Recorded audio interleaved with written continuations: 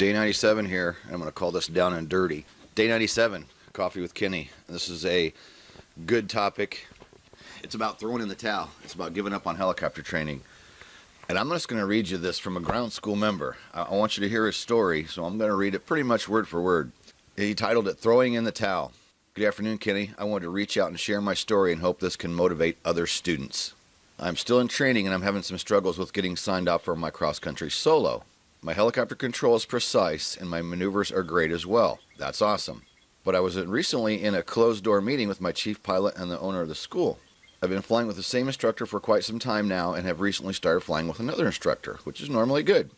But I'm having issues with keeping my airspeed and altitude precise. My en-route navigation is struggling a little as well, but I've only had one cross-country flight to the desired destination, so I'm unfamiliar with the airport and route. I do feel that my progress is doing much better, but during my meeting today I was basically told that flying helicopters may not be for me. But I refuse to quit as I have overcome so many other obstacles. The school is being supportive and offering other alternatives like seeing an aviation psychologist to help out the way I am processing my situational awareness. Can you shed some light on the subject? And I hope this inspires other student pilots that are having similar struggles to not quit and always keep pushing towards your goals. I am also interested in possibly a phone conversation to see about continuing my training. Okay, this is a serious question, and I wanted to just get right to it and start talking about it. Over the years, we've heard people say, "Oh well, maybe that guy's just not fit for flying helicopters or whatever." We've heard this many times over the years. I personally have never told any individual, maybe helicopters just isn't for you. Of course, we've had people that struggled, but we know everybody has a struggle. Everybody has a story. We've all had our struggles. If I listened to other people, I'd have never become a police officer. I'd never become a helicopter pilot. I'd never had a towing service. I'd have never done all the things that I've accomplished in my life. I was always told why I couldn't do it, and especially what I'm doing right now, talking to you with Helicopter Online Ground School. Not many people stayed with me in the beginning. I mean, maybe, a family member, one I can think of, when everybody else is like, dude, just quit and go get a real flying job. Anyway, I've told you all my motivational stories. Let's get back to this gentleman. So if his maneuvers are good, all right. If you're being safe, the first problem I do see is airspeed and altitude, but he says precise. At the private, it has to be within a tolerance. Keeping your airspeed is big, though. You got to keep your airspeed at all times. You always got to have your minimum in case you have an engine failure. But as far as like the cross-country navigation, doesn't sound like they've done a lot of that. So maybe there just needs to be some more training in the cross-country area.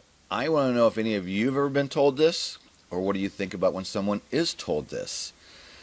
I'm a dreamer, and all these videos I've been doing all these years, I'm always motivational, right? And I'm always talking about going for your dreams, going for your goals. I just don't know so far. Again, I'm just reading an email, so I do want to make a second part of this video. I do want to talk to this ground school member and try to get some more of the background. My first questions to him in the email is I said, how many hours do you currently have? That's the first thing I want to know. And how many times a week are you flying? I want to know those two things first before we go much further in the conversation. I mean, if he's low time, man, I'm immediately going to say, give it some more time. If he's not flying very frequently, I'm going to say get in there and fly more frequently. It's going to be my first two things that I'm going to say, again, with just reading an email and not knowing any more. We have helped so many people over the years that came to us with whatever the struggle is. We had one guy that worked on rating for years, and he had a bad stutter problem. And what a wonderful guy, and what a smart individual, and flew really well. And we got him all finished up, but he needed someone willing to be patient with him and work through his issues. And we did that. And the examiner worked with him too. And he's a good pilot, safe pilot, smart individual. Should his stutter problem stopped him from being a helicopter pilot? No. Could it be that any individual really should never be a helicopter pilot? I suppose there's some extreme cases, but I think many times if somebody's being told this, man, and I don't understand, something's here. I don't really understand seeing an aviation psychologist quite at this point. Now, again, I don't know, I'm not there, but just reading the entire email, the issues don't sound quite that horrible as of yet. And I don't know if aviation psychologist at this point is the way to go either. If he's only flown with one or two people, maybe he needs to fly with a third person. Maybe this is the learning plateau. I'm big on the learning plateau. We've learned over the years, almost every single person hits a learning plateau. And sometimes it's really hard for a person to break through that. You progress and progress and progress, and then you hit that learning plateau. And for a lot of people, you just got to work through it. And whether it's an issue on the ground school or it's an issue in the helicopter, sometimes that learning plateau can be really, really hard to get through. And it can take flying with a different instructor. It can take changing flight schools. There's so many options and variables here that can affect the outcome, right?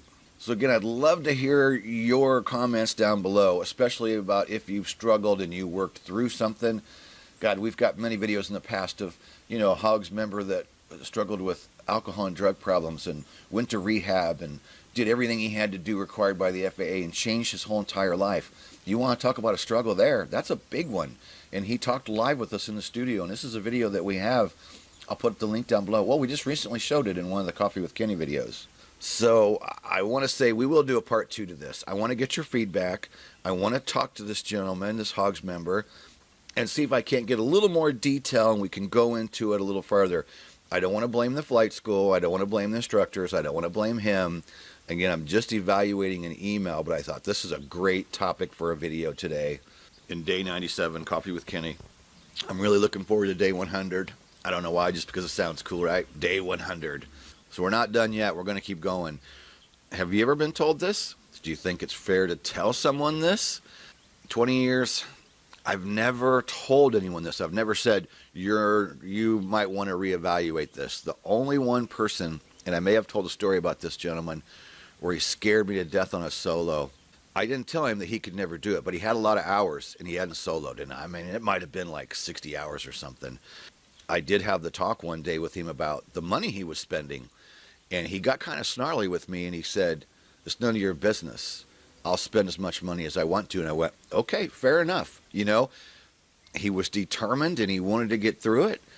When he said, "Hey, the financial worry is my burden, it's not yours," I'm like, okay. I just wanted to make sure that he was clear on the money he was spending, and we weren't where we needed to be. And he continued on, and he did struggle, and I turned him over to another high time instructor because this was early in my career.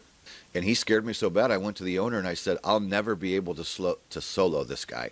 I'll fly with him," but it scared me so bad that I just told her, she was a man and woman that owned the company, and I told her, I said, she was running the office, I said, I don't think I can ever solo the guy. I just don't think I could ever do it. I didn't tell him to give up. They did send him out with an older instructor who took him out for a couple flights, and that instructor was pretty hard on him. And again, it was a high time instructor. And I don't believe this gentleman ever came back, and I'm assuming that he just chose to, give it up and never finish. And maybe he did finish later on. This has been, quite a few years ago.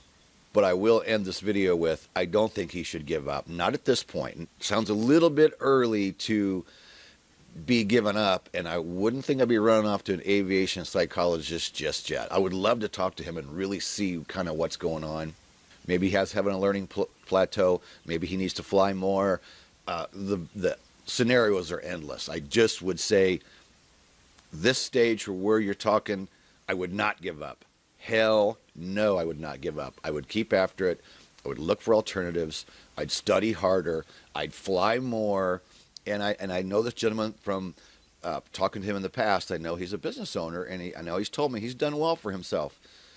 So, especially when you have the means, why not stay after it? I know 2 pilots over the years that were well-to-do businessmen that got their ratings. They owned their own helicopters, and their confidence isn't real big, and they don't want to be alone in an aircraft. But who cares? They can afford it. They'll always get an instructor or another rated pilot to go with them. They like to fly to places and go to lunch. They're both older gentlemen, and they just don't want to fly alone. So, in that scenario, if you love flying and your confidence isn't there, if you've got a competent person to go with you, especially, a competent instructor, who cares? Why not? Still enjoy your love of flying. For this gentleman, maybe just getting the private rating, as long as he can be safe. Maybe he's not cut out for a career in it, But there's a difference between going out and doing a career and being safe and being able to go out and fly as a private pilot and have fun and enjoy yourself and still be safe. So again, please give us some feedback on this. Like and subscribe to the channel. Leave your comments down below. And we'll give it a couple weeks and I'll do part 2 on this after I get a chance to talk to this Hogs member, kind of see how the story unfolds, and we'll keep you informed in it. So thanks again. Day 97. Like, subscribe, comment down below. Let me know what you think about this topic. And we will see you tomorrow in Day 98. Awesome. I like it.